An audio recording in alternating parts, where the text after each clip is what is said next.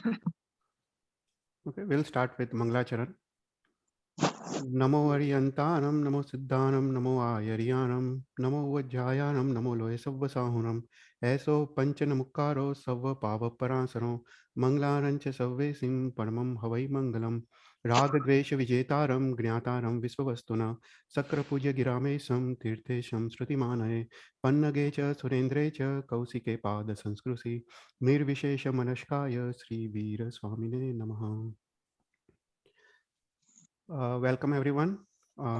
So we are taking this class after a long break. So we'll revise a little bit and pachi we'll go further.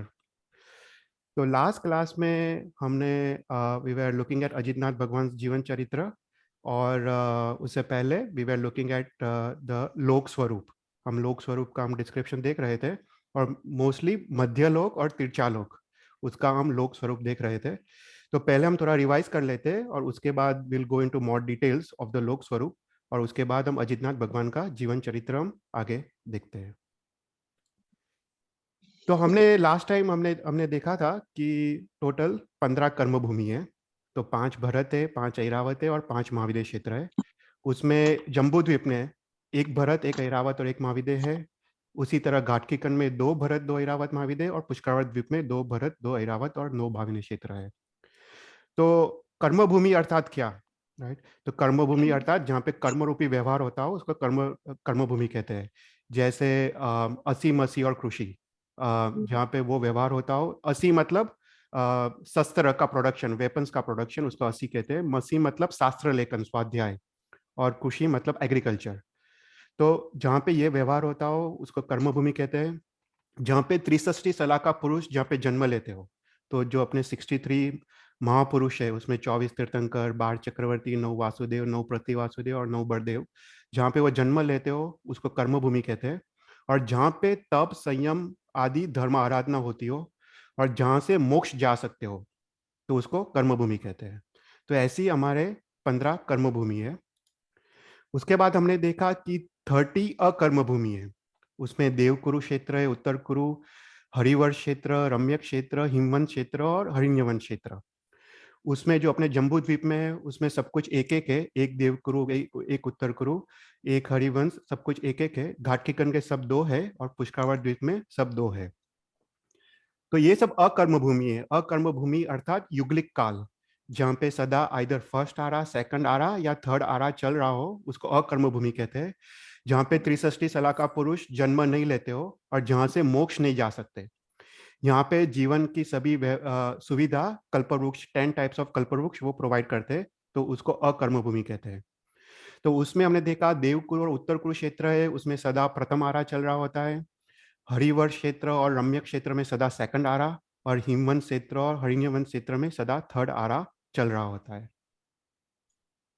उसके बाद हमने देखा कि जो लघु हिमवंत पर्वत है और शिखरी पर्वत है जम्बू द्वीप में, उसके पूर्व और पश्चिम से there are land masses coming out. जो ये लैंड मासेस से हर एक लैंड मासेस में 7 अंतर्द्वीप है. So total 8 land masses are coming out और 8 टाइम्स 5 देर आर 56 अंतर्द्वीप्स. तो ये अंतर्द्वीप भी अकर्म भूमि है, उसमें भी सदा थर्ड आरा चल रहा होता है.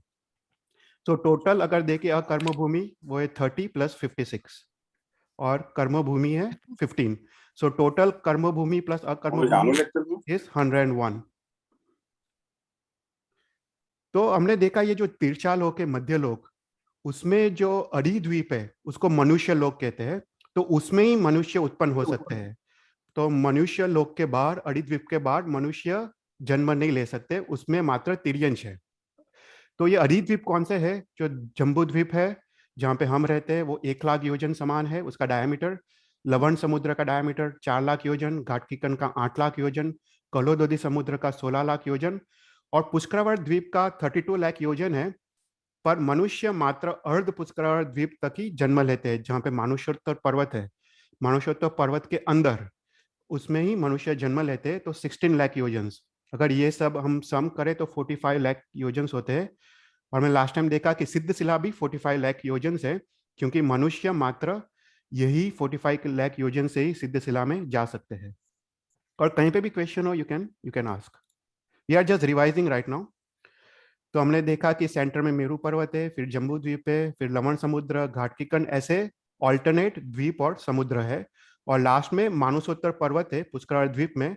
ये पर्वत के अंदर उसमें ही मनुष्य जन्म लेते हैं। तो ऐसे तिरछालोक में, मध्यलोक में असंख्य द्वीप समुद्र है।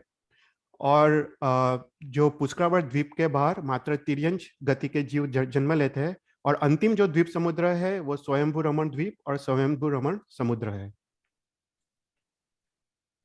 फिर हमने देखा कि जो जम्बू द्वीप है उसमें 6 कुलगिरी पर्वत या वर्षधर पर्वत है। ये दोनों टर्म्स इंटरचेंजेबल है, कहीं शास्त्र में कुलगिरी पर्वत का नाम आता है या कहीं वर्षधर पर्वत का नाम आता है। सो देर आर 6 माउंटेन रेंजेस। और ये जो 6 पर्वत है वो जम्बू द्वीप को 7 क्षेत्रों में विभाजित करता है। तो उसमें हमने देखा कि एक पर्वतमाला लघु हिमवंत पर्वत है, दूसरा महाहिमवंत पर्वत है, फिर उसके बाद निषेध पर्वत, नीलवंत पर्वत, रुक्मी पर्वत और शिखरी पर्वत। तो ये 6 पर्वतमाला के कारण जम्बू द्वीप इज डिवाइडेड इनटू 7 क्षेत्र। और हम जहाँ रहते हैं वो दक्षिण जम्बू द्वीप में है, वो भरत क्षेत्र है, वो लघु हिमवंत पर्वत के नीचे। फिर लघु हिमवंत पर्वत और महाहिमवंत पर्वत के बीच में जो क्षेत्र है उसको हिमवंत क्षेत्र कहते हैं। फिर महाहिमवंत पर्वत और निषेध पर्वत के बीच जो क्षेत्र है उसको हरिवर्ष क्षेत्र कहते हैं। निषेध पर्वत और नीलवंत पर्वत के बीच जो क्षेत्र है उसमें 3 क्षेत्र है, महाविद्य क्षेत्र, उत्तर कुरु क्षेत्र और देव कुरु क्षेत्र। फिर उसके बाद नीलवंत पर्वत और रुक्मी पर्वत के जो बीच क्षेत्र है वो रम्य क्षेत्र। रुक्मी पर्वत और शिखरी पर्वत के बीच हरिनवन क्षेत्र। और शिखरी पर्वत के उत्तर ऐरावत क्षेत्र। तो ऐसे करके पूरा जम्बू द्वीप 7 क्षेत्रों में विभाजित है। उसमें भरत क्षेत्र और ऐरावत क्षेत्र और महाविद्य क्षेत्र वो कर्म भूमि है और बाकी सब अकर्म भूमि है। तो भरत क्षेत्र और ऐरावत क्षेत्र में ही काल चक्र है। तो 1 2 3 4 5 6 वो 6 5 4 3 2 1 ये मात्र भरत और ऐरावत में है। बाकी सभी क्षेत्रों में काल स्थिर है।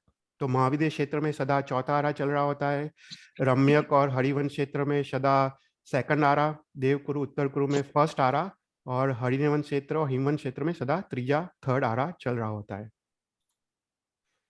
फिर हमने देखा कि जो ये अंतर्द्वीप है वो शिखरी पर्वत और लघु हिमवंत पर्वत पे जो लैंड मासेस निकलती है, देयर आर 8 लैंड मासेस और हर एक लैंड मासेस में 7 द्वीप है। द्वीप मतलब आइलैंड्स।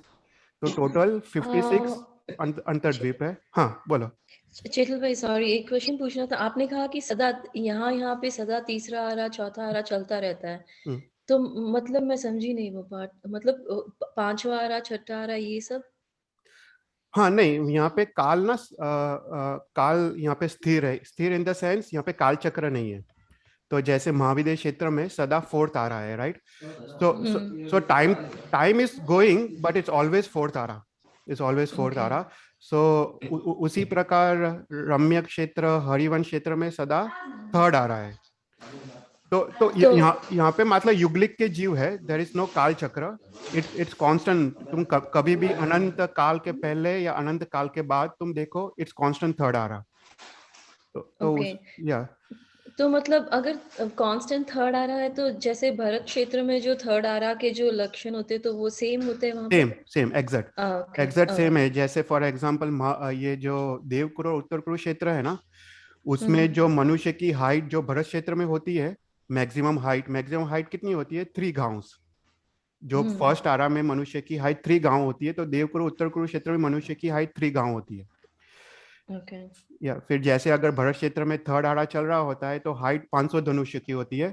तो यहाँ पे हरिवंश क्षेत्र, यहाँ पे हिमवंश क्षेत्र और ये हरिवंश क्षेत्र में 500 धनुष्य की होती है। तो सेम होती है, जो कैरेक्टरिस्टिक होती है शरीर की हाइट, शरीर का फिर आयुष्य और कल्पवृक्ष का फल, वो सब कुछ सेम रहता है। फर्स्ट आरा में अच्छा फल देते कल्पवृक्ष, सेकंड आरा में और डिमिनिश होता है, थर्ड आरा में और डिमिनिश होता है उसका फल। Okay okay. तो फिर उसके बाद हमने देखा, हम धीरे धीरे डिटेल में जा रहे हैं तो तुमको बहुत कॉम्प्लेक्स ना लगे। हमने ये सब पहले देख लिया था पर विल जस्ट रिवाइज। फिर हमने देखा कि ये जो जम्बू द्वीप है उसमें हमने डायमेंशंस देखे थे। ये नॉर्थ टू साउथ, उत्तर से दक्षिण की ओर डायमेंशंस है। उसमें जो भरत क्षेत्र है, let me do the pointer तो आपको पता चले, तो उसमें जो भरत क्षेत्र है और ऐरावत क्षेत्र है वो 526 योजन है, मतलब यहाँ से यहाँ का dimension, this is this dimensions, okay. फिर उसके बाद जो लघु हिमवंत क्षेत्र, ये पर्वत है, लघु हिमवंत पर्वत और शिखरी पर्वत का डायमेंशंस 1052 योजन्स। सो ये डबल होते जाता है। सो पहला 526 योजन्स, फिर इसका थिकनेस, पर्वत पर्वत का थिकनेस इज 1052 योजन्स, फिर हिमवंत क्षेत्र का थिकनेस 2105 योजन्स, फिर महाहिमवंत पर्वत जो यहाँ पे है उसका उसका थिकनेस 4210 योजन्स, फिर उसके बाद हरिवर्ष क्षेत्र का 8000, तो ऐसे डबल होते जाता है। और यहाँ पे फिर मिरर मिरर है, जो रम्य क्षेत्र है वही थिकनेस हरिवर्ष क्षेत्र का है, तो ऐसे पूरा मिरर है। If you count all this together it becomes 1 lakh yojans. So total diameter of Jambudvipa is 1 lakh yojans. फिर हमने उसका पूर्व से पश्चिम की ओर डायमेंशंस देखा था। ये सेंटर डायमेंशंस है, जो भरत क्षेत्र का जो सेंटर है ना, दैट इज 14,471 योजन्स। और एक इंटरेस्टिंग थिंग है, दिस इज मेरा पर्सनल रिसर्च, कि मैंने ना अपना अर्थ का डायमीटर देखा, तो it comes pretty close to this number. तो आई डोंट नो मतलब अभी कितना वो है, पर if you go to Google और अर्थ का डायमेंशंस देखना और अर्थ का डायमीटर देखना और भरत क्षेत्र का डायमीटर देखना, it's almost very very similar. तो ये भरत क्षेत्र 14,471 योजन्स, फिर उसके बाद हिमवंत क्षेत्र, ये मिडल पोर्शन, उसका है 37,674 योजन्स। ऐसा करके महाविद्य क्षेत्र एक 1 लाख योजन्स, ये पूरा इंक्लूडिंग द मेरू पर्वत, पूरा 1 लाख योजन्स। सो दोनों प्रकार के डायमेंशंस आपको सिर्फ जानने हैं, याद नहीं रखने, पर दिस जस्ट फॉर नॉलेज। फिर उसके बाद we went into lot more details. तो ये जो लघु हिमवंत पर्वत है, पहला जो कुलकिरी पर्वत है, उसके जो दक्षिण में भरत क्षेत्र है जहाँ पे हम लोग रहते हैं। तो हर एक पर्वत है उसमें ना एक एक ध्रव होता है, ध्रव मतलब वाटर बॉडी, जहाँ पे आइस मेल्ट होके पानी निकलता है। तो ये जो लघु हिमवंत पर्वत पे जो पद्मध्र है, उससे गंगा और सिंधु नदी निकलती है। तो ये गंगा नदी वो पूर्व की ओर जाके, ये दीर्घ वैद्याद्य पर्वत है यहाँ पे, उसको भेद के दक्षिण की ओर लवण समुद्र में मिलती है। उसी प्रकार पद्मध्र से सिंधु नदी निकलती है और सिंधु नदी पश्चिम की ओर निकल के लवण समुद्र में दक्षिण की ओर वो मिलती है। फिर उसके बाद ये जो लघु हिमवंत पर्वत है और महाहिमवंत पर्वत है, उसके बीच जो क्षेत्र है वो हिमवंत क्षेत्र है। तो ये क्षेत्र के बीच में एक पर्वत है, उसका नाम है सप्तपाती पर्वत। ये एक गोलाकार पर्वत है और पद्मध्र से 3 नदियां निकलती है, ये गंगा, सिंधु और उत्तर में भी एक नदी निकलती है, उसका नाम है रोहितांश नदी। वो सप्तपाती पर्वत के पश्चिम की ओर मुड़ के लवण समुद्र में पश्चिम की ओर मिलती है। उसी प्रकार महाहिमवंत पर्वत में एक ध्र है, उसका नाम है महापद्मध्र। उसमें से दक्षिण की ओर एक नदी निकलती है जो शब्दपाती पर्वत के पूर्व की ओर जाके लवण समुद्र में पूर्व की ओर मिलती है। ओके, तो उसी प्रकार हर एक चीज उस प्रकार है। तो ये जो महाहिमवंत पर्वत है और निषेध पर्वत है, उसके बीच जो क्षेत्र है वो हरिवर्ष क्षेत्र है। उसमें भी सेंटर में एक पर्वत है, उसका नाम है गंधपाती पर्वत। और पद्मध्र, महापद्मध्र से उत्तर की ओर नदी निकलती है और यहाँ पे तिगिच्छिद्र है, उसको पश्चिम की ओर नदी निकलती है। तो ये नदियां क्या करती है, बेसिकली ये क्षेत्र को 4 में डिवाइड करती है, if you think of that. तो ये जैसे हरिवर्ष क्षेत्र में 4 पार्ट्स है, ये उत्तर पश्चिम, दक्षिण पश्चिम, पूर्व उत्तर और ये उत्तर पूर्व दक्षिण, तो ऐसे करके 4 पार्ट्स में हर एक क्षेत्र को डिवाइड करती है।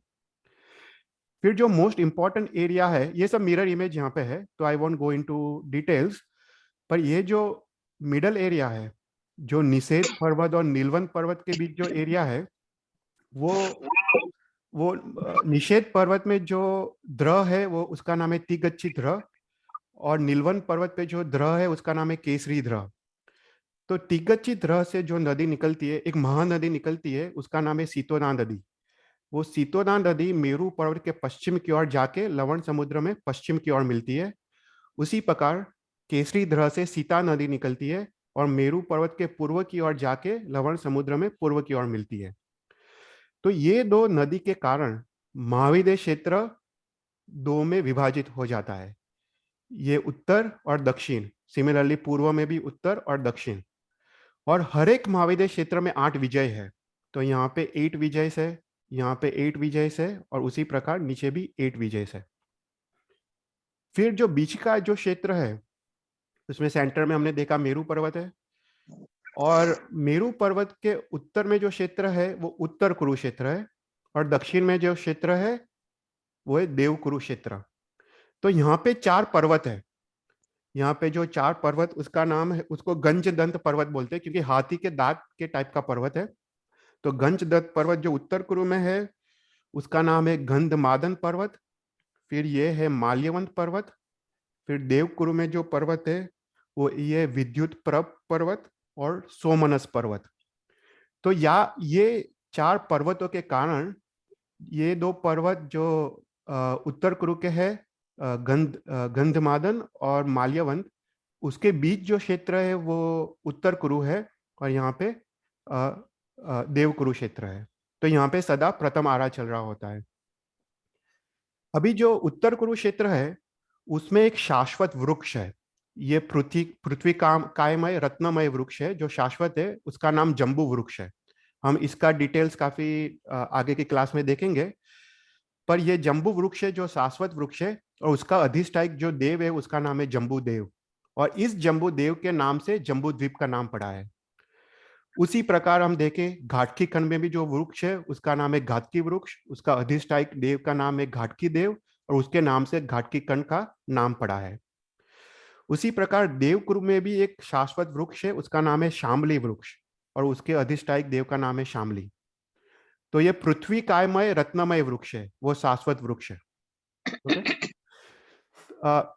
तो इसमें कोई क्वेश्चंस? आई नो थोड़ा कॉम्प्लिकेटेड है पूरा, पर एक बार तुम शांति से ये देखोगे तो यू विल अंडरस्टैंड। कोई भी क्वेश्चन हो तो मुझे मुझे पूछना है इसमें। ओके। तो ये अधिद्वीप का नक्शा है जिसमें सेंटर में मेरू पर्वत है। फिर हमने जम्बू द्वीप देखा, लवण समुद्र देखा, उसके बाहर ये घाटकी खंड है। घाटकी खंड में 2 मेरू पर्वत है, एवरीथिंग इज डबल।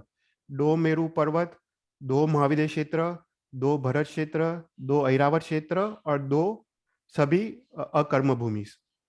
उसके बाद है कलोदधी समुद्र, और उसके बाद है अर्ध पुष्करवाड़ द्वीप। दिस इज अर्ध पुष्करवाड़ द्वीप। और यहाँ पे लास्ट में मानुषोत्तर पर्वत है, ये जो दिख रहा है मेरा पॉइंटर, वो मानुषोत्तर पर्वत है। उसका नाम ही मानुषोत्तर है, मतलब मानुषोत्तर मतलब मनुष्य, वो भूमि जहाँ पे मनुष्य जन्म लेती है, उत्तर मतलब अंदर।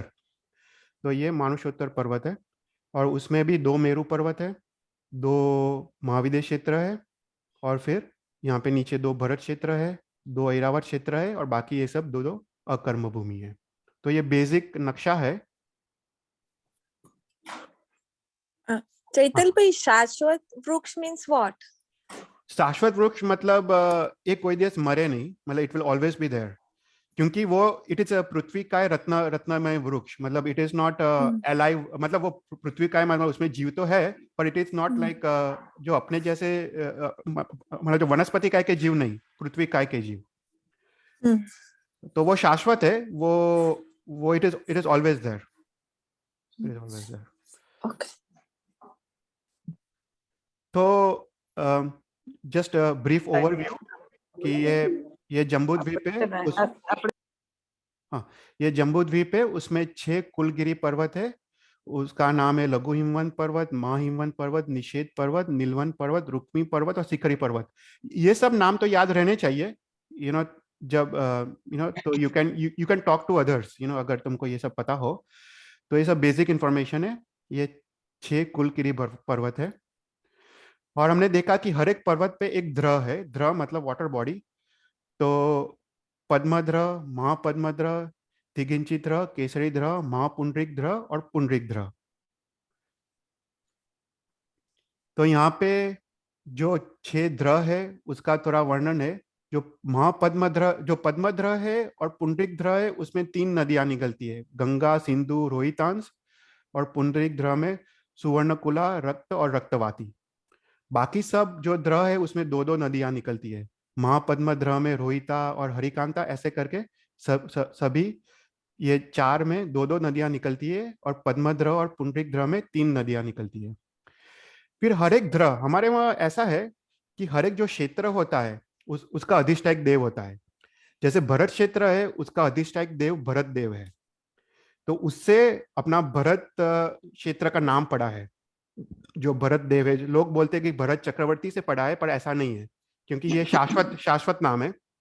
तो इसका जो भरत देव है उसके नाम से भरत क्षेत्र का नेम पड़ा है। तो ऐसे हर एक क्षेत्र का अधिष्ठायक देव देवी होते हैं। जैसे जम्बू वृक्ष का जम्बू देव है, ऐसे पद्मध्र का जो देवी है वो श्री देवी है। महापद्मध्र, उसमें रीम देवी है। तिगिंची ध्र में घी देवी है। केशरी ध्र में कीर्ति देवी। महापुंडिक ध्र में बुद्धि देवी, और पुंडिक ध्र में लक्ष्मी देवी। तो ऐसा हर एक देव देवी का वो निवास स्थान होता है और अधिष्ठायक देव देवी होते हैं। फिर उसके बाद यहाँ पे डायमेंशंस दिए है। पद्मध्र वो 1000 योजन लंबा है, 500 योजन उसकी विड्थ है, और उसकी ऊंचाई डेप्थ 10 योजन है। तो ऐसा करके हर एक द्र का डायमेंशंस है। फिर हमने ये भी देखा था लास्ट टाइम कि जो 6 पर्वत है, जो कुलकिरी पर्वत या वर्षधर पर्वत, वो पर्वत का रंग क्या है, राइट, उसका कलर कौन सा है। तो हमने देखा लघु हिमवंत पर्वत वो येलोइश कलर का है, पीत वर्ण येलोइश कलर का है। जो महाहिमवंत पर्वत है वो सर्वरत्नमय, मतलब ये सर्वरत्नमय मतलब सभी टाइप के रत्न होते हैं, मतलब इफ यू डू माइनिंग तो उसमें सभी टाइप्स के जेम्स निकलते हैं। फिर निषेध पर्वत वो रक्त लाल वर्ण का है, मतलब ये सोचना है कि लाल मतलब रेड, रेड सॉइल, उसका उसका सॉइल का कलर कलर रेड है, तो वो रक्त वर्ण का है। नीलवंत पर्वत वो ग्रीन है। रुक्मी पर्वत सिल्वरिश है, और सीकरी पर्वत वो अगेन वो गोल्ड कलर का है। तो ये सब कलर्स है जो जो पर्वत कैसे दिखते हैं, ये छह छह जो मेन पर्वत रेंजेस है जम्बू द्वीप में। तो हम लास्ट टाइम हम भरत क्षेत्र के बारे में देख रहे थे। तो ये क्लास में will go into some more details on Bharat Kshetra. तो जो हम जहाँ रहते हैं वो भरत क्षेत्र है। और हमने देखा कि जो लघु हिमवंत पर्वत के दक्षिण की ओर जो क्षेत्र है उसको भरत क्षेत्र कहते हैं, और उसमें जो द्र है वो पद्मद्र कहते हैं।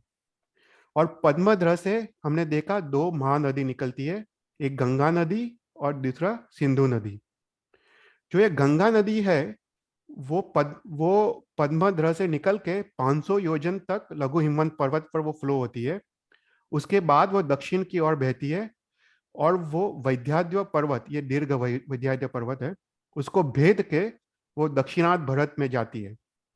जब ये नदी गंगा नदी जब ये वैद्याद्य पर्वत पर्वत से फ्लो होती है, तो 7,000 और नदियां, छोटी नदियां उसमें मिक्स होती है।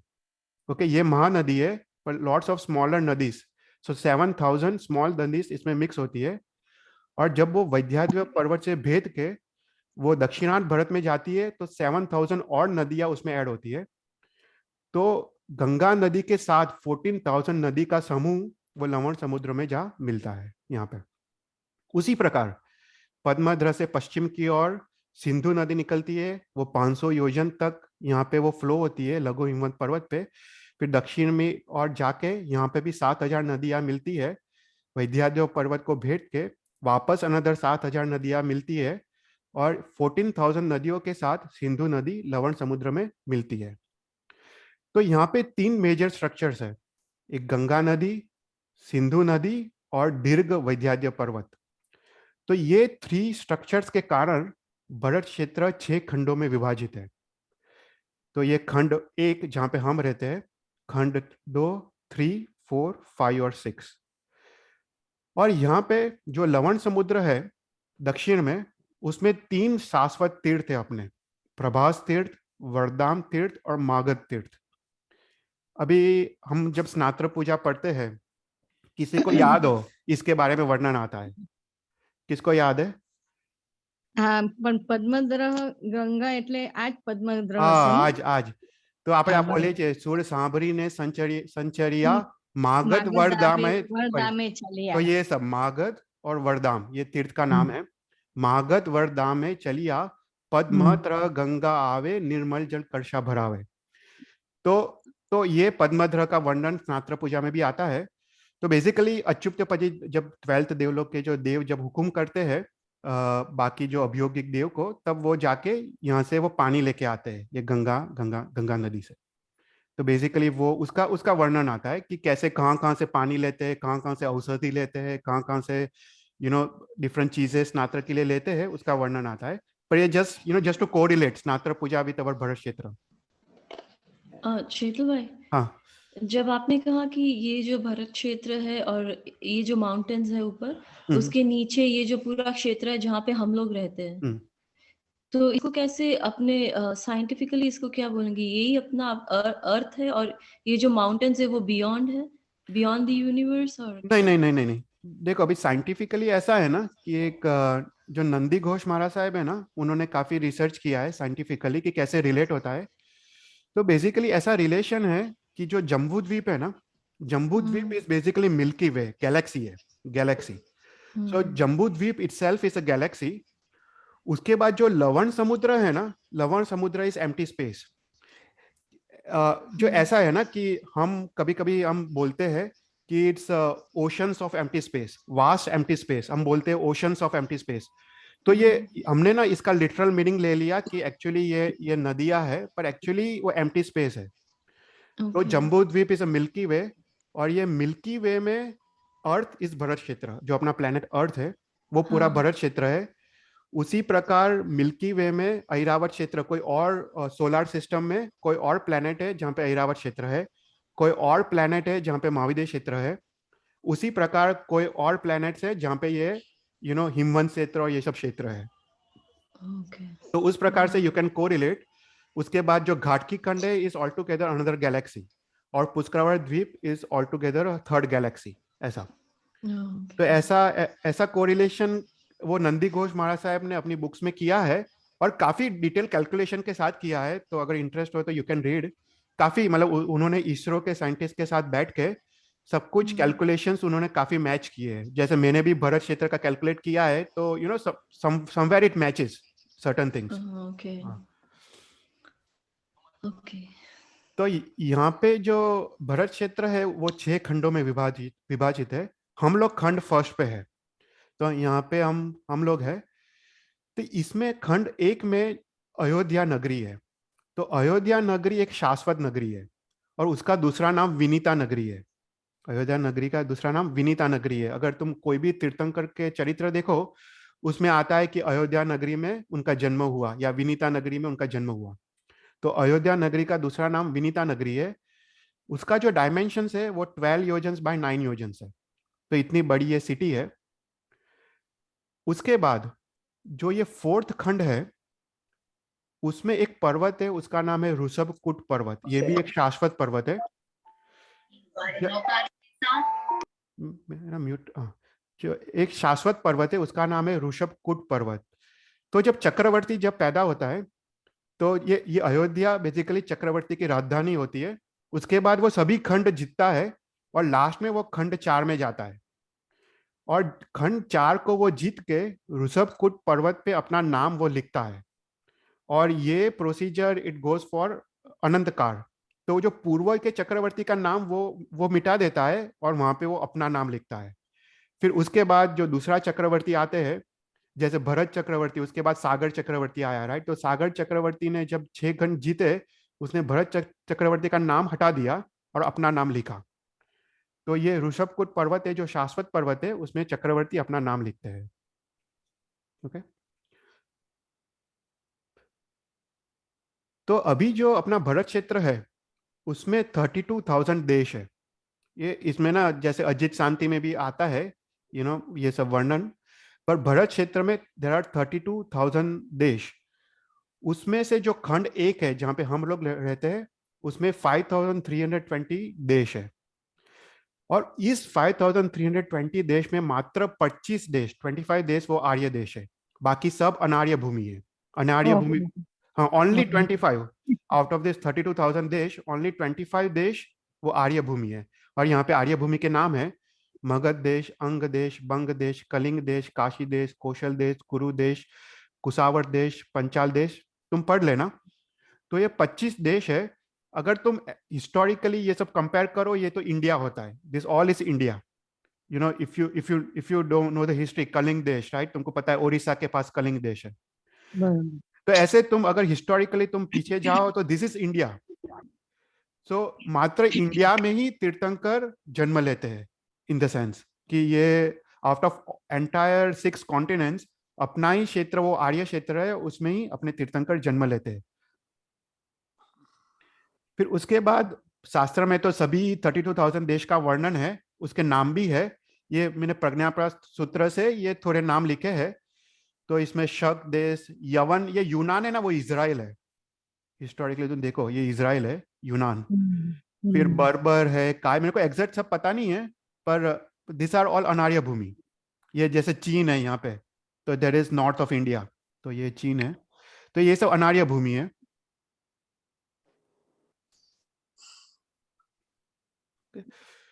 तो हमने देखा कि भरत क्षेत्र में जो बीच का जो पर्वत है वो दीर्घ वैद्याद्य पर्वत बोलते हैं।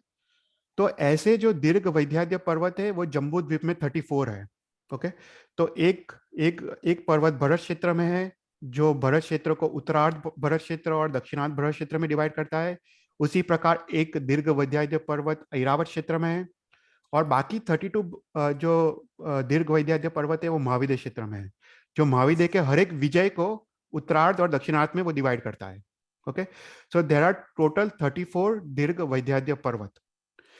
तो ये जो दीर्घ वैद्याद्य पर्वत है, वो उसकी जो लंबाई है वो इट्स लाइक थाउजेंड्स ऑफ योजन्स, पर उसकी जो थिकनेस है वो 50 योजन्स है, और उसकी जो हाइट है वो 25 योजन्स है। तो ये जो दीर्घ वैद्याद्य पर्वत है, this applies for all the 34 पर्वत। ओके, हम लोग सिर्फ भरत क्षेत्र का देख रहे हैं, पर it is similar for all the 34 पर्वत। तो अगर तुम 10 योजन ऊपर जाओ ये दीर्घ वैद्याद्य पर्वत में, तो एक सपाट भूमि आती है, लाइक अ प्लेन सरफेस, उसको मेखला कहते हैं, प्रथम मेखला। तो दोनों साइड है उस पर। आप म्यूट करना।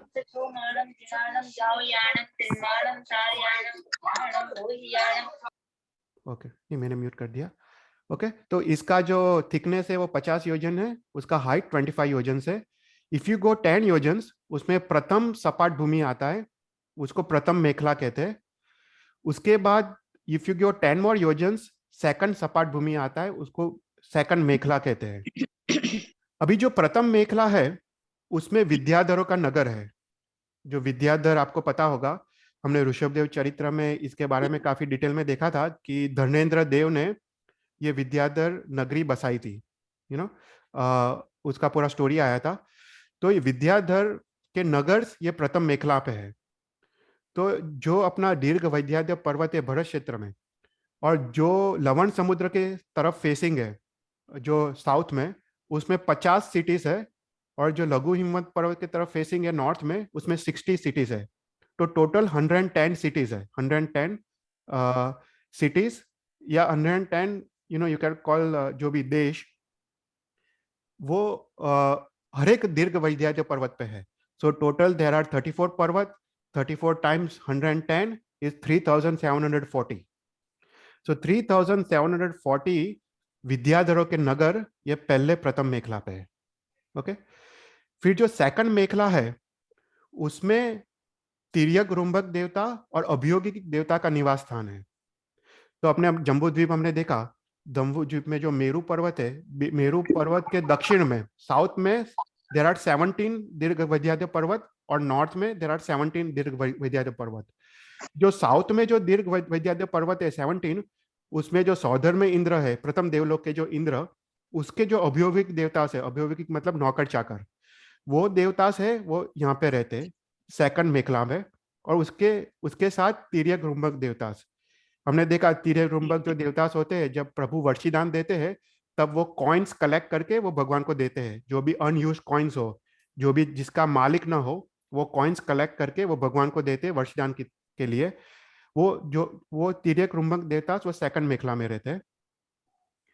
फिर जो मेरु पर्वत के जो उत्तर की ओर 17 दीर्घ वैद्य पर्वत है, उसमें सेकंड ईशान देवलोक के अभियोगिक देवता रहते हैं। ओके, सो दक्षिण में, सौदर्न में इंद्र फर्स्ट देवलोक के अभियोगिक देवता, और उत्तर में ईशान देवलोक के अभियोगिक देवता रहते हैं। तो अगर कोई पूछे आपको कि विद्याधर कहाँ पे रहते हैं, तो नाउ यू नो कि वो दीर्घ वैद्य पर्वत पे रहते हैं, प्रथम मेखला पे। Just some basic information. फिर उसके बाद ये जो दीर्घ वैद्य पर्वत है, उसके नीचे 2 गुफा है। जो पश्चिम की ओर गुफा है उसका नाम है तमिस्त्रा गुफा, और पूर्व की ओर जो गुफा है उसका नाम है खंड प्रतापा गुफा। ओके, 2 गुफा है। ये गुफा का जो है वो 50 योजन है, मतलब वो दक्षिणार्ध भरत क्षेत्र को उत्तरार्ध भरत क्षेत्र के साथ कनेक्ट करती है। जब चक्रवर्ती सभी खंड जीत लेते हैं, सिर्फ 4th खंड बाकी रहता है, तब वो प्रथम खंड से वो 4th खंड की ओर ये गुफा थ्रू जाते हैं। सभी चक्रवर्ती की सेना ये गुफा थ्रू पास होके वो 4th खंड में जाती है, और वहां पे जो ऋषभकूट जो पर्वत है, अपना नाम वो जीत के अपना नाम वहां पे वो आलंकित करते हैं। तो ये गुफा है तिमिस्त्रा गुफा।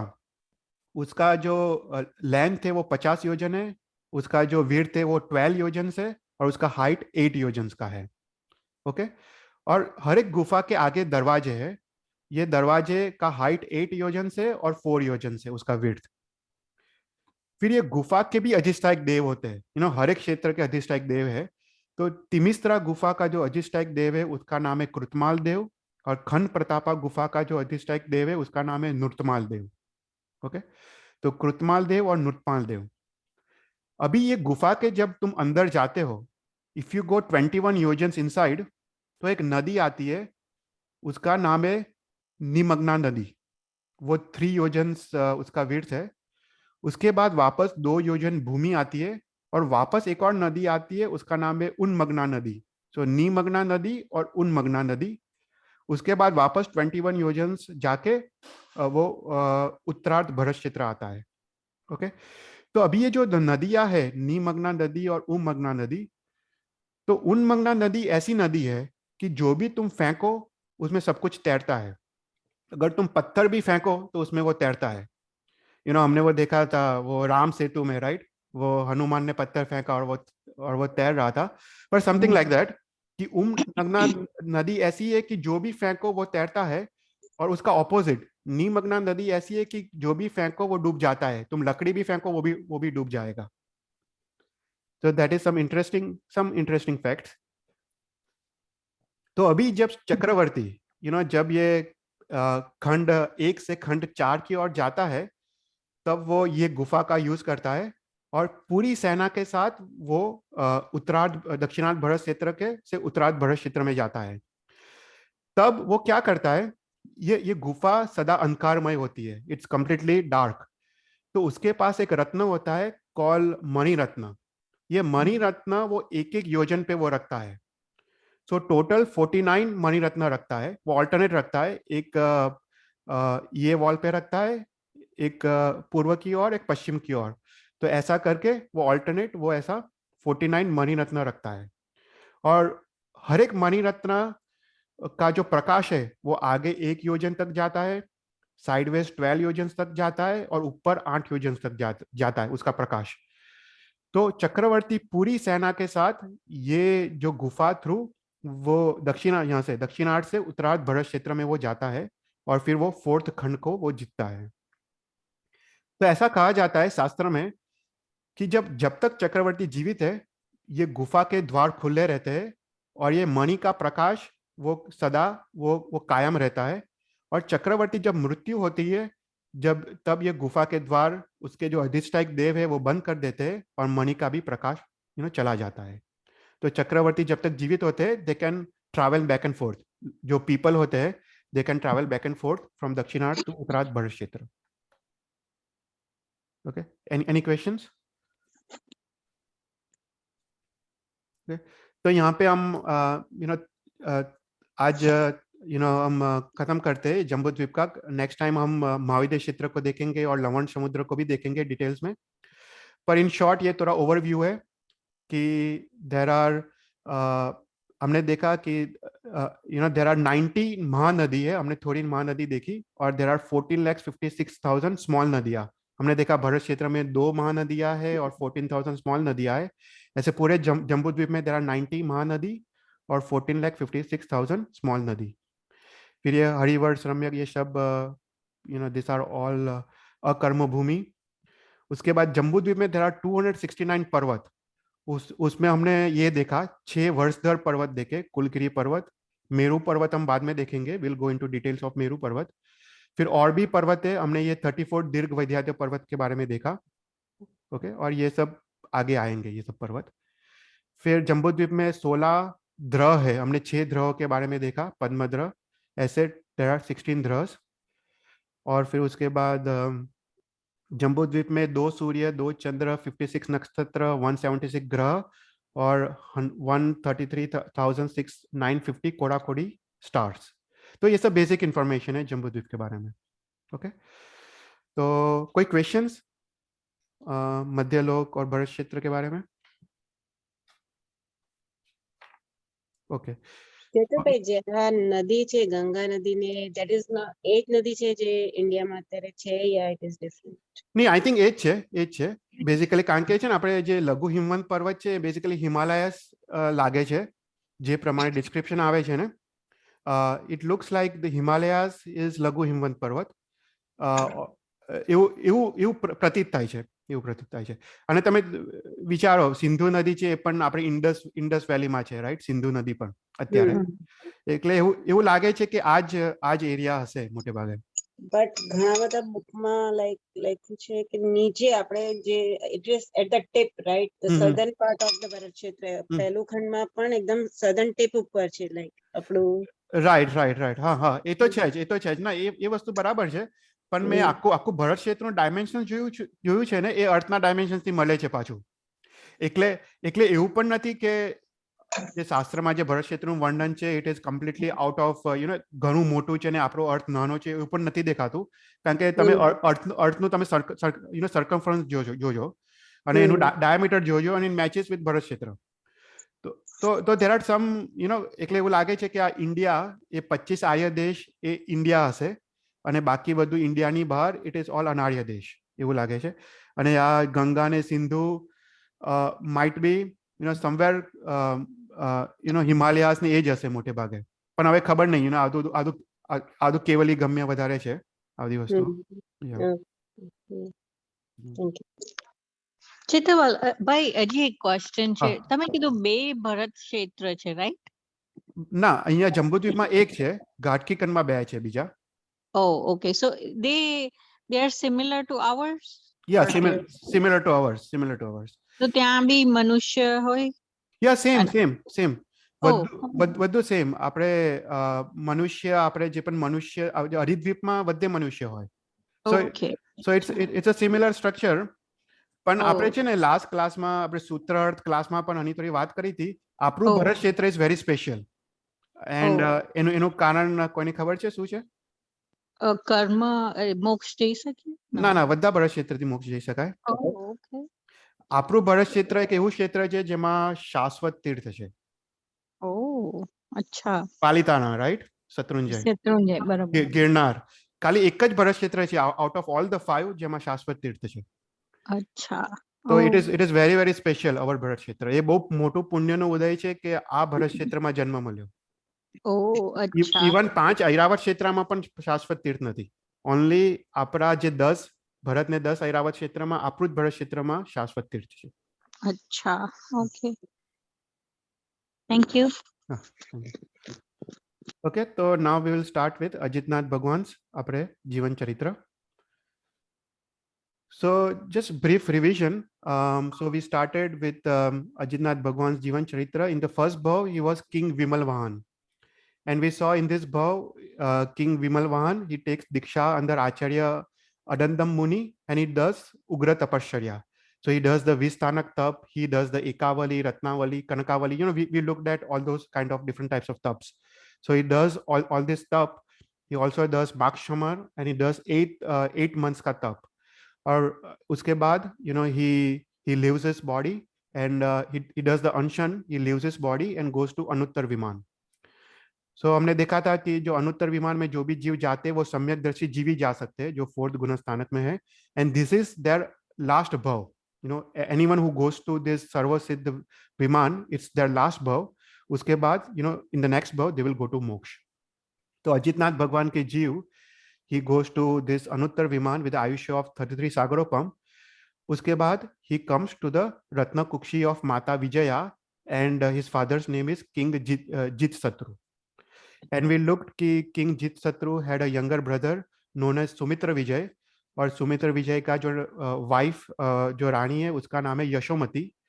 And Mata Vijaya sees the 14 dreams, and at the same time Yashomati also sees the 14 dreams. So Vijaya Devi also sees the 14 dreams, और जो उसके भाई है उसकी जो वाइफ है she also sees the 14 dreams. उसके बाद जो एस्ट्रोलॉजर है he comes and he does the prediction कि विजया देवी की जो पुत्र है Ajitnath, he will become the तीर्थंकर, second तीर्थंकर of this अवसरपीढ़ी काल.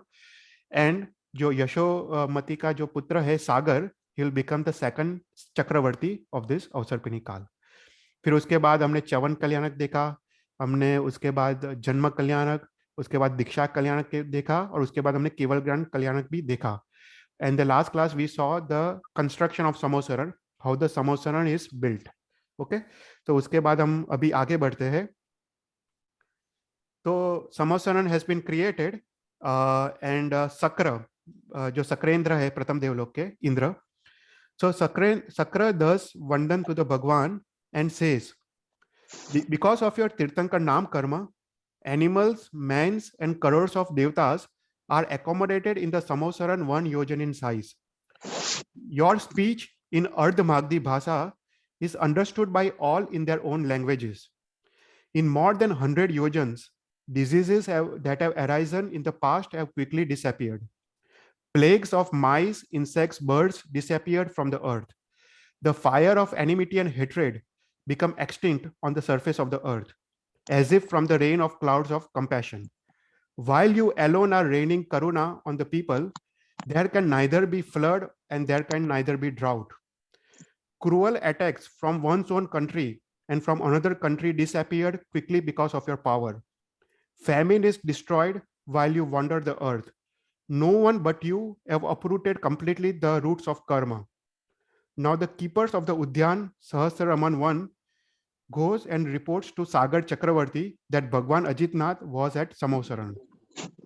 Delighted, the king gave 12.5 crores gold to the people. Then after he had taken a bath and made a tilak wearing jewel ornaments like Indra, Sagar Chakravarti mounts on the elephant and king looks like a half-risen sun. The Chakravarti, accompanied by thousands of kings with 2 charmers at his sides, looked like Mount Meru with 2 moons. The king soon reached the vicinity of Sahasraraman 1. King Sagar descended from the elephant. Sagar left his chhatra, charmer, and other items of royalty, as this is the procedure. He did not put any shoes and went barefoot with the crowds of men and women to Samosaran.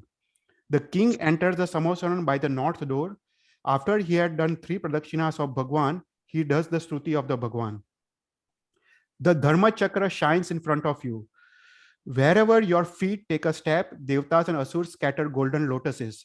The 3 classes of Devta, Vyantar, Bhuvanpati and Jyotis, have made 3 gods of Samosaran, as you have begun to protect the 3 worlds from 3 falls, Rag, Dvesh and Mithyatva. Thorns have turned upside down while you wander the earth. The hair on your body and nails do not grow. The 5 seasons have become favorable, and even the birds does the pradakshina of you. The trees bows to you, and a minimum of 1 crore devta and asurs serves you. After Sagar had done this stuti, he withdrew with a respectful step. The Chaturvid Sangh remained on the grounds within the upper wall of the Samosaran. Animals and Tiryans were within the middle wall of the Samosaran, like friends of each other, their hostility abandoned. Within the third wall were the riding animals and the vehicles of their asurs and humans. who had come to attend the Deshna of the Bhagwan.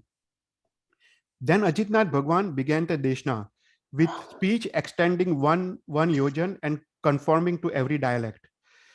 Ajitnath Bhagwan says, this sansar, devoid of merit, is considered to have merit. This sansar grows from manifold karmas, which is produced every instant. By the non-existence of karma, the non-existence of sansar logically arises. Therefore, every intelligent person must strive for the destruction of karmas. The destruction of karmas is from 4 types of subhadhyan. तो यहाँ पे ना very important discussion आ रहा है कि भगवान Ajitnath is talking about various types of ध्यान, शुभ ध्यान. तो 9 तत्व में आपने पढ़ा होगा कि 4 टाइप्स के शुभ ध्यान कौन से हैं, आज्ञा शुभ ध्यान, अपाय शुभ ध्यान, विपाक शुभ ध्यान और संस्थान शुभ ध्यान. तो उसके बारे में हम थोड़ा देखेंगे, क्योंकि अजितनाथ भगवान इज सेइंग कि you have to follow or do this 4 types of शुभ ध्यान to reduce the karma. Okay? तो पहला है आज्ञा शुभ ध्यान. मैं थोड़ा हिंदी में बोलता हूँ. आज्ञा शुभ ध्यान मतलब क्या, कि भगवान की आज्ञा हमको हम जब स्वीकारते हैं तो उसको आज्ञा शुभ ध्यान कहते हैं. भगवान की आज्ञा सत्य है, भगवान की आज्ञा पे श्रद्धा, भगवान की आज्ञा के पालन में आनंद, अगर वो हम जीवन में करते हैं उसको आज्ञा शुभ ध्यान कहते हैं. तो हियर आज्ञा शुभ ध्यान is basically following the teaching of Arihant Bhagwan, and it is established in Dvatsangi. The Rag, Dvesh and Mithyatva does not exist in Arihant. Therefore, the speech that Arihant is originating is faultless source and is perfect in all aspects. It cannot be refuted by any dharma doctrine. The Dvatsangi, consisting of Ang, Upangs and Prakirna, is very difficult to grasp for ayogya atmas and very easy to grasp for atma capable of attaining moksha. तो ये आज्ञा शुभ ध्यान है. फिर दूसरा है कौन सा है, अपाय शुभ ध्यान. ओके, ये सब 9 तत्व में आता है. अपाय शुभ ध्यान मतलब क्या, अपाय शुभ ध्यान मतलब ऐसा थिंकिंग कि ये संसार जो हमारा चल रहा है वो मिथ्यात्व और राग द्वेष के कारण चल रहा है.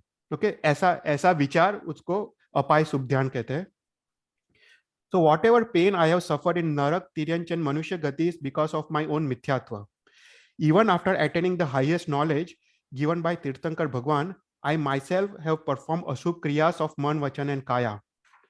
Even though moksha marg was at my disposal, I myself have fallen into dukmay sansar by searching for wrong path. Even though taking diksha, sarvavirti vrat, was at my disposal, we have wandered about this worldly existence. This is called apai subh dhyan. Okay, just reflecting on one's own calamities, because कि ये संसार में जो भी दुख आ रहा है, संसार जो चल रहा है, is basically राग, द्वेष और मिथ्यात्व. तो ऐसा सोचना वो भी एक शुभ ध्यान है. ओके, फिर जो थर्ड टाइप ऑफ शुभ ध्यान है उसको विपाक शुभ ध्यान बोलते हैं, कि जो भी हो रहा है कर्म के वजह से हो रहा है. विपाक मतलब कर्म का उदय, उसको विपाक बोलते हैं. तो जो भी संसार में हमको सुख दुख आ रहा है वो कर्म के वजह से हो रहा है. तो ऐसा सोचना वो विपाक शुभ ध्यान है. The fruit of karma is called vipak, and it is good and bad. Among the good fruit is experienced by enjoyment of the substance like wealth, food, etc. Bad fruit is experienced from weapons, poison, and so on and so forth. Good is experienced from living in house, palace, and bad is experienced by living in jungles. Good fruit is experienced when the state of mind is in contentment, santosh, and bad fruit is experienced when the state of mind is in anger and cruelty. Good fruit is getting the bhav of Devlok, Manushya-gati and Bhog Bhumi, Akarma Bhumi, and bad fruit is getting the bhav of Ekindriya, Beindriya, Terindriya, Chaunindriya and Narak Gati. If one meditates on the original nature of the karma as described in the vipak, in the ऐसा शुभ ध्यान, उसको विपाक विचय शुभ ध्यान कहते हैं. Then Ajitnath Bhagwan describes the 8 types of karma and 158 types of उत्तर प्रकृतिस. हम लोग फिर ये टॉपिक कभी फ्यूचर में लेंगे कर्म थियरी के बारे में. पर ये पूरा जो 63 सला का पुरुष चरित्र है ना, उसमें ये पूरा कर्म ग्रंथ आ जाता है. इसमें वो पूरा इतने बड़े बड़े चैप्टर्स है कि पूरे कर्म प्रकृति के बारे में पूरा डिस्क्रिप्शन है. ओके, तो ये है थर्ड टाइप ऑफ शुभ ध्यान, उसको विपाक विचय शुभ ध्यान बोलते हैं. और फोर्थ टाइप ऑफ शुभ ध्यान है उसको संस्थान विचय शुभ ध्यान, जो अभी हम कर रहे हैं. संस्थान मतलब जो विश्व है, जो 14 राजलोक है, उस पे चिंतन करना. उसकी ज्योग्राफी क्या है, 6 द्रव्य कौन से है, उस पर चिंतन करना, उसको संस्थान सुबध्यान कहते हैं. The fourth type of Subdhyan is Sansthan Vichai Subdhyan, in which one meditates on the Swarup of universe. That is Chaudraj Lok, Chhe Dravyas. Ajitnath Bhagwan then describes the Swarup of the Chaudraj Lok that we are discussing. हम लोग जो अभी discuss कर रहे हैं ना, वो अजितनाथ भगवान पूरा डिस्क्राइब कर रहे हैं. जम्बूद्वीप के बारे में सब कुछ वो इसी में आता है. तो हम लोग कोइंसिडेंटली हम लोग वही हम डिटेल में देख रहे हैं. So such a Deshna was delivered by Ajitnath Bhagwan for benefiting of all the Bhavya Jeeves. After hearing the Deshna, enlightened man and woman took Diksha. At the same time, Sumitra Vijay, father of Sagar Chakravarti, who was Sadhu in his previous bhav, also took Diksha under Bhagwan. Then Bhagwan gave the Tripadi, consisting of Upnaiva, Vignaiva, Dhueva, resembling Dvatsangi, to 95 Gandhar Bhagwans. And from these 3 phases, Gandhar Bhagwans made 12 Angs and 14 Purvas. Then Vasava Dev got up and brought a dish filled of powdered sandalwood and stood surrounded by thousands of Devtas at Bhagwan's feet. Then Bhagwan rose, throwing the Vasak shape on the heads of Gandhars, in turn giving them permission for creating the 12 Angs. Then Devs, man and woman, threw fragrant powder over Gandhar Bhagwans, accompanied by the sound of the drums. The Gandhar stood with folded hands, desiring Bhagwan's Deshna. The Bhagwan sat down facing east as before and delivered Deshna, composing of instructions of creating 12 Angs to Gandhar Bhagwans. Just then, the first prayer of the day ended. Bhagwan completed his Deshna. Then Bhagwan arose from the lion throne and left by the way of north door. Then the head of Gandhar Bhagwans, Sins and Suri, placed on a lion throne brought by Sagar Chakravarti, delivered the Deshna. When second prayer of the day ended, the head of Gandhar seized the Deshna. When he had stopped the Deshna, all the Devtas went to Nandishwar Dweep, to the mountains of Anjan, and made a 8-day festival of Saraswati Pratima. हम आगे जाके देखेंगे कि ये नंदीश्वर द्वीप कहाँ पे है. जब हम तीर्थालोक का स्वरूप देख रहे हैं तो will talk about this Nandishwar द्वीप. वो बहुत इंपॉर्टेंट द्वीप है और उसमें हम देखेंगे कि कौन कौन से माउंटेन्स है और कहाँ कहाँ पे ये सब तीर्थ आए हैं. Then from the same Chaturvid Sangh arose Yaksh named Mahayaksh. Mahayaksh had 4 faces, dark colored, with an elephant as a vehicle. He had 2 right hands and 2 left hands. One right hand was in Vardhan position and the other right hand had a hammer and a rose. On the left hand was a Abhaya position and held a spear and bhala. Then from the same Chaturvid Sangh arose Yakshini Ajitbala, golden color, shining with 2 right hands and 2 left hands. तो यहाँ पे यक्ष और यक्षिणी का वर्णन आता है, हम इतना डिटेल में नहीं जाते. Adorned with 34 Atishais, Bhagwan wandered over the earth with Gandhar, Sins and others. Enlightening the Bhavya Atmas in every village, city and ocean of compassion, Bhagwan arrived one day at Kosambi. The Devtas made a Samosaran on ground 1 yojan in extent, seated on a lion throne. Bhagwan delivered a Deshna in the assembly consisting of Devtas, Asurs and Manushya and Tiryanch. तो यहाँ पे भगवान कौसंबी नगरी में आते हैं और यहाँ पे कौसंबी नगरी में एक इंपॉर्टेंट इवेंट होता है कि there is a conversion of Brahmins. जो उस समय जो ब्राह्मण्स थे, दे ऑल बिकम्स जैन. तो उसका छोटा सा स्टोरी है. तो not a very far from this city is a large village granted to Brahmins called Saligram. There lived a head of Brahmins called Damodar and his wife Soma. They had a son called Suddhabhat who married Sulakshana. Sulakshana and Suddhabhat grew up and enjoyed the pleasures of married life. In course of time, their parents died and their father's money also disappeared. Sometimes he would lie down at night hungry. Sometimes he wandered in the city begging for food. Sometimes he slept thirsty. Shamed by the neighbors, he went to a distant country without telling his wife.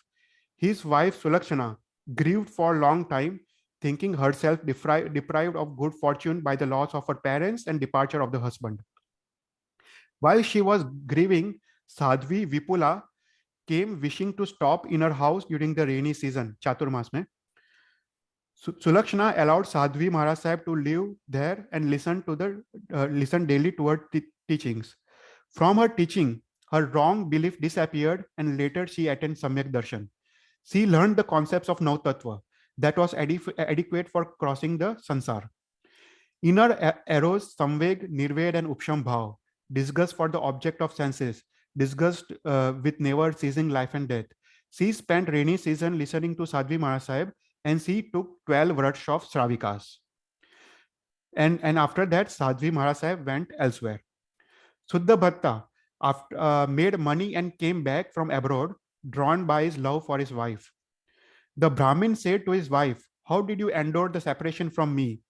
Sulakna explains, "I fell into separation from you. It was hard to bear. But then, like the light in darkness, like rain in the desert, Sadhvi Vipula came to me. At sight of her, my grief arising from separation from you disappeared, and I attained right belief, which is a fruit of human birth." Suddhabhadda replies, "What is right belief?" Sulakna says, "Belief in Sudev, Sukru, and Sudharma is right belief, and belief in Kudev, Kukru, and Tudharma is Mithyatva. The teaching of Aryant, who has attained Keval Gnan and worshipped by 3 worlds, must be adopted. The other Devs and Devis with marks of weapons and women are of no use for Moksha Marg.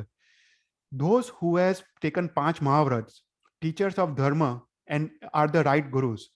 Those who desires all the things, enjoys pleasures of possessions are not the Gurus. The Dharma that lives from the Durgati to Sadgati is the right Dharma. Dharma taught by other doctrines is filled with Hinsa, and that is a cause of wandering in the endless Sansar. Samyak Darshan is attained by 5 characteristics. तो सबको पता होगा सम्यक दर्शन का 5 जो characteristic है वो यहाँ पे वो बताती है। उपशम भाव मतलब राग द्वेष की मंदता। संवेग मतलब मोक्ष जाने की इच्छा, राइट। निर्वेद भाव मतलब संसार छोड़ने की इच्छा। आस्तिक्य भाव मतलब प्रभु के वचन, प्रभु के आज्ञा पे श्रद्धा। और लास्ट है अनुकंपा मतलब दुखी जीवों पे करुणा। तो अगर ये 5 लक्षण आते हैं तो अपने में सम्यक दर्शन होता है। These are the 5 लक्षण। The Brahmin says to his wife, "You are fortunate since you have achieved the right belief." Suddhabhata then adopts the right belief. In that Brahmin village, the people at that time were without dharma from absence of contact with Sadhu Bhagwans, and false belief gradually arose. The people criticized the couple, saying that they are evil-minded, they have abandoned the inherited religion, and they have become Jain.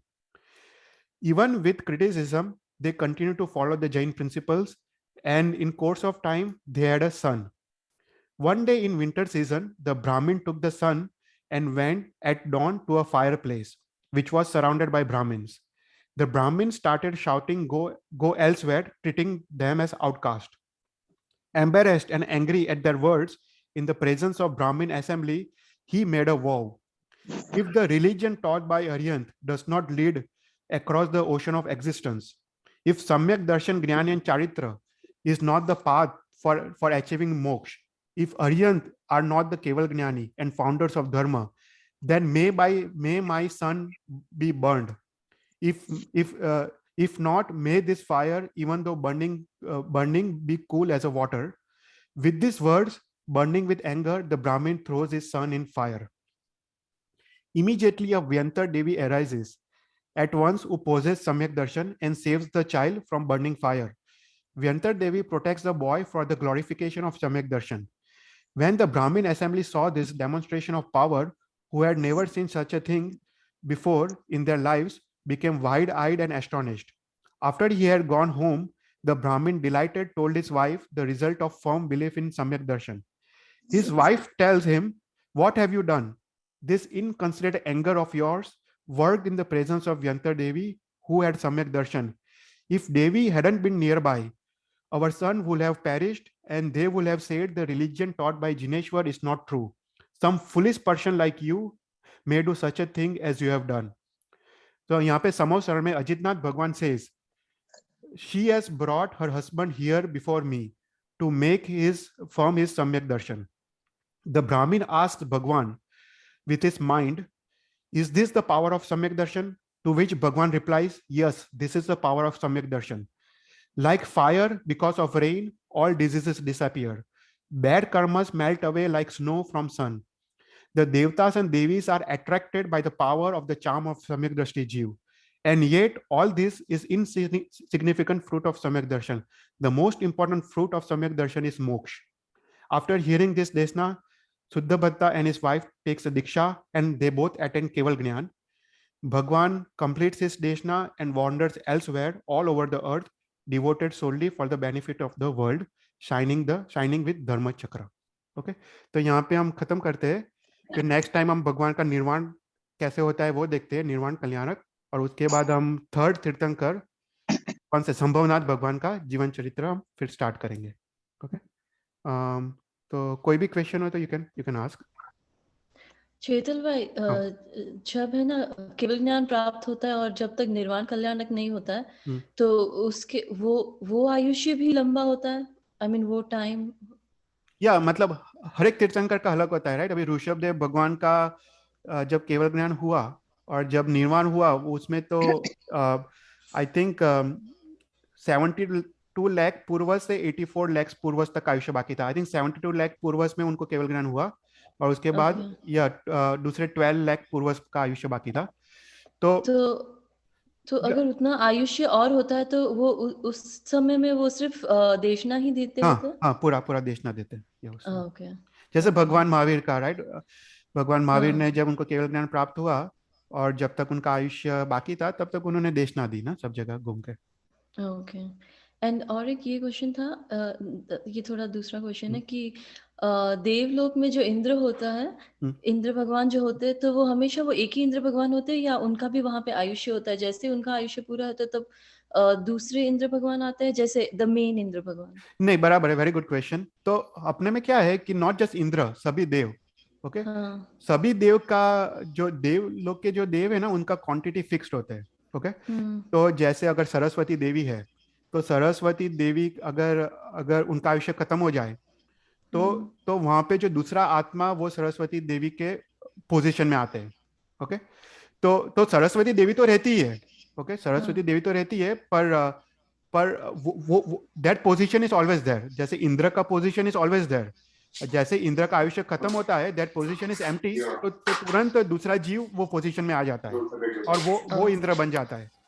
Okay, जैसे हमने देखा जो धर्मेंद्र देव थे, जो ऋषभ देव भगवान के समय में जो धर्मेंद्र देव थे वो अभी के धर्मेंद्र देव से अलग है. अभी जो धर्मेंद्र देव है इज अ डिफरेंट आत्मा. जो ऋषभ देव भगवान के वक्त जो धर्मेंद्र देव थे वो अलग आत्मा थे, पर देव तो वही नाम है और वही असुर निकाय के वो देवता है, राइट. वो पोजीशन सेम रहता है. नहीं, आप बोल रहे हो कि तब जो धर्मेंद्र देव थे वो अलग थे और अब है उनके लक्षण अलग है? नहीं, लक्षण नहीं, सॉरी, ओके, या जीव अलग है, जीव अलग. ओके, बट बाकी सब सेम ही होता है? या बाकी सब सिमिलर होता है, ठीक है. उनके कर्मों के हिसाब से उनका जीवन होता है, सबके कर्मों के हिसाब से. हाँ, ओके. पर तो उनका जैसे सारे लक्ष्मी, सरस्वती, ये सबका ऐसा ही है? सबका ऐसा, ऑल देव्स. ओके. इवन अभियोगिक देवता, नौकर चाकर देवता का भी ऐसा होता है. ऑल देवता. ओके. So चैतल भाई, so બધા જે દેવી દેવતા હોય, they have become દેવી દેવતા because of their karma, right? To fulfill whatever punya karma they had it, in a manushya bhav they have to fulfill it by devlok. બરાબર. પછી એ દેવલોક થી એમના જે કર્મ ફિનિશ થાય તો પછી એ ક્યાં જાય? કારણ કે એમને તો દેવલોકમાં બહુ જ સુખદ સાહેબી હોય. Very good question. તો આપણે છે ને દંડક કરીને પ્રકરણ છે, એમાં આ બહુ ડિટેલમાં આવે છે. દંડક પ્રકરણમાં એમાં 24 દ્વાર્સ આવે છે. પણ જે શોર્ટ આન્સરમાં જે દેવલોકના જે દેવ હોય છે ને, they can either go to Prithvikay, એ ડાયરેક્ટ એક ઇન્દ્રિયમાં જઈ શકે. They can go to Prithvikay, they can go to Apkay, they do not go to Tevkai or Vayukai. Okay, they do not go to Tevkai, Vayukai, but they can go to Prithvikai, they can go to Apkai, they can go to Vanaspatikai, only Pratyak Vanaspatikai. They do not go to Sadhana Vanaspatikai, or they can go to Tiryan and Manusya. So they cannot go to Tevkai, Vayukai and Narak. So these three dandak they don't go. Usko dandak bolte. These three dandak they do not go. Baki ke dandak they go. तो for example मैं तुम्हें समझाता हूँ कि जो देव होते हैं, अगर वो लोग पूरा जीवन उनका सुख में होता है, राइट, काफी देवों का, तो अगर वो जैसे रत्न, राइट, वो रत्न पे उनको काफी अटैचमेंट है. ओके, तो अगर उस समय उनका आयुष्य क्रम का बंद हुआ तो पृथ्वीकाय में जाएंगे, वो एक इंद्रिय के पृथ्वीकाय में जाएंगे। अगर वो पानी में खेल रहे हैं, अब वो कर रहे हैं मजाक में, उनको पानी से बहुत अटैचमेंट है, अगर उनका आयुष्य कर्म का बंध है तो अपकाय में जाएंगे वो। तो देवलोक का डायरेक्ट देव वो ऐसे गति में जा सकते हैं, पृथ्वीकाय, अपकाय, वनस्पति काय, प्रत्येक वनस्पति काय। पर जनरली वो तिर्यंश और मनुष्य होता है जनरली। ये बहुत कम होते हैं जो अपकाय और उसमें जाते हैं, पर जाते हैं पर मोस्टली तिर्यंश में जाते हैं। मनुष्य बहुत मुश्किल है, इवन देवलोक के देव को मनुष्य भाव मिलना it's very very difficult. Mostly सभी देव तिर्यंश गति में जाते हैं। સી આપણે પાર્શ્વનાથ ભગવાન દેવલોકમાં હતા, રાઈટ? છતાં બી ભગવાન તો ધર્મમાં જ હતા, તો બધા દેવ એવા ધર્મમાં નથી રહી શકતા, રાઈટ? રાઈટ. જે પણ અહીંયા જે પણ ધર્મારાધના કરી હોય છે, જેને સમ્યક દર્શન પ્રાપ્ત કર્યું હોય છે અને એ લોકો દેવગતિમાં જાય તો ત્યાં આગળ પણ સુખમાં એ સમતા રાખી શકે છે. આપણે છે ને દુઃખમાં સમતા રાખવી ઈઝી છે. દુઃખમાં જ્યારે દુઃખ આવે ને વી કેન ઇઝીલી કીપ સમતા. સારું રોગ આવ્યો છે આપણે સહન કરી લઈએ, પણ સુખમાં સમતા રાખવી વધારે અઘરી છે. જ્યારે આપણે બધી વસ્તુઓ મળતી હોય એના પ્રત્યે એટેચમેન્ટ દૂર કરવી, ધેટ ઇઝ મોર ડિફિકલ્ટ. તો દુઃખમાં તો સમતા રહે છે, પણ સુખમાં સમતા રાખવી એ જેને અહીંયા અભ્યાસ કર્યો હોય, અહીંયા જેને સાધુ જીવન પાડ્યું હોય, એને વૈરાગ્ય અમુક લેવલનો એચીવ કર્યો હોય, એ લોકો દેવલોકમાં પણ એ રીતનું કરી શકે છે. હેલો.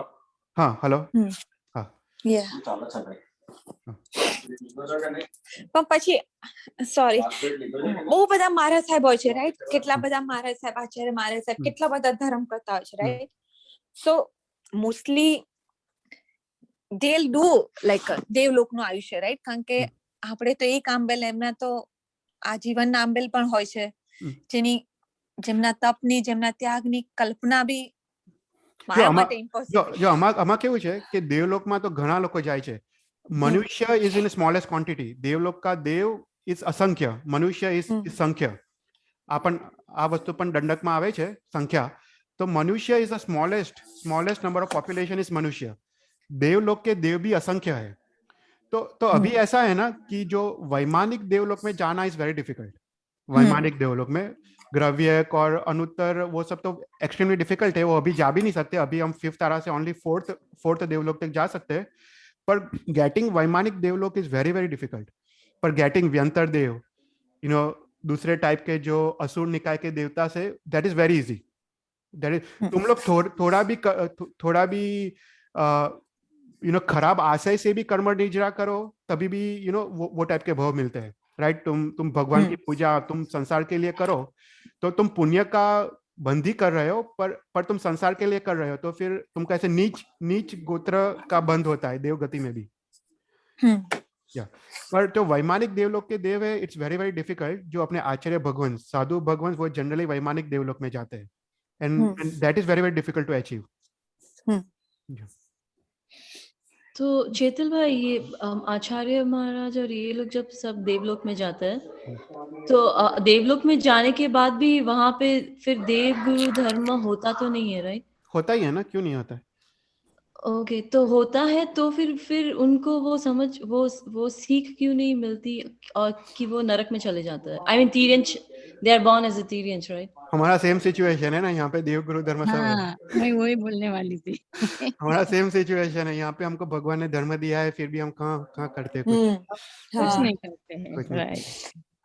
देखो वो लोग ना जैसे समोसरण में जाते हैं ना, देवलोक के जो मिथ्यादर्शी देव होते हैं, वो लोग समोसरण में सिर्फ भगवान की वृद्धि देखते हैं, भगवान की देशना नहीं सुनते.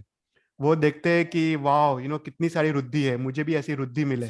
उनको भगवान की देशना से कोई लेना देना नहीं होता है. हमारा भी वही है, राइट? हम भगवान की पूजा कभी कभी करते हैं, हमको संसार की सुख की इच्छा होती है, राइट? काफी बार हमारा भी वही है, हमारा प्रॉब्लम भी वही है. ओके. तो फिर आचार्य महाराज बने थे यहाँ पे, इतना मतलब इतना ज्ञान प्राप्त हुआ और उसके बाद उनको देवलोक मिला, और देवलोक के बाद फिर उनका तिर्यंश का जन्म होता है, तो फिर क्या मतलब हुआ इन सब का?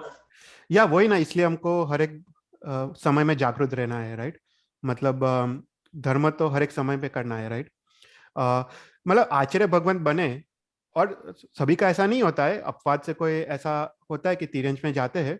जनरली तो अगर तुमने धर्म आराधना तुमने सही तरह से की है, तुमने अगर राग द्वेष और मिथ्यात्व को कम किया है, राग द्वेष अहंकार आदि को कम किया है और वैराग्य उत्पन्न किया है, तो फिर आचार्य भगवंत वो देवलोक में जाते हैं, वहां से महाविदेश क्षेत्र में जाके फिर मोक्ष में जाते हैं। पर यह अगर तुमने धर्म आराधना कितना भी धर्म आराधना किया हो, पर अगर तुम्हारा एंड लक्ष्य तुम्हारा मान सम्मान है, राइट, प्रतिष्ठा है, अगर सब लोग तुम्हारी वाह वाह करे, अगर वही लक्ष्य हो इवन आचार्य भगवंत का, तो उनको देवगति तो मिलती है क्योंकि वो सर्ववीर्ति व्रत का पालन करते, पर उसमें फिर वो वैराग्य वो नहीं रख सकते क्योंकि उन्होंने यहाँ पे एंड गोल उनको अलग था, उनको संसार था। तो वहां पे भी देवगति में भी वो संस्कार चालू रहते हैं, राइट, जो हैबिट पड़ी है आत्मा की, तो वो चालू रहती है और फिर वहां से फिर वो फिर तिर्यंश और वो गति में आ सकते हैं फिर। तो अपना एंड गोल शुद्ध होना चाहिए। हम क्यों धर्म कर रहे हैं, हम क्यों ये बाह्य तब क्यों कर रहे हैं, राइट, वो उसका लक्ष्य हमको जीवन में होना चाहिए, राइट। अगर हम 28 कर रहे हैं और हमारा लक्ष्य हम लोग सब लोग अपनी तारीफ करें ऐसा है, तो वो बराबर नहीं है। हमारा 28 करने का लक्ष्य क्या है? हार संज्ञा पे विजय, काया क्लेश, राइट, काया पे विजय, हार संज्ञा पे विजय, अगर वो लक्ष्य है तो बराबर है, वो goals are right. Ultimate goals है राग द्वेष को कम करना, राइट। और कोई भी धर्म आराधना का वो गोल है, अगर वो गोल हो तो फिर अभ्यंतर तप में तुम एंटर हो सकते हो। जो भी बाह्य तप कर रहे हैं, ultimate goal is to enter abhyantar tap. और अभ्यंतर तप में भी पहले 3 जो है विनय वैयावच प्रायश्चित, उसका भी गोल है तुम ध्यान कौसर्ग और स्वाध्याय में एंटर हो, स्वाध्याय ध्यान और कौसर्ग में, राइट। तो अल्टीमेटली हमको ध्यान की तरफ जाना है। तो जो भी बाह्य तप कर रहे हैं, अभ्यंतर कर रहे हैं, ultimate goal is to go towards ध्यान। तो हमारा लक्ष्य फिक्स होना चाहिए। लक्ष्य अगर शुद्ध हो तो फिर कोई प्रॉब्लम नहीं है, पर लक्ष्य अशुद्ध हो तो फिर संसार ही चलता रहता है, right, there is no end, there is no and.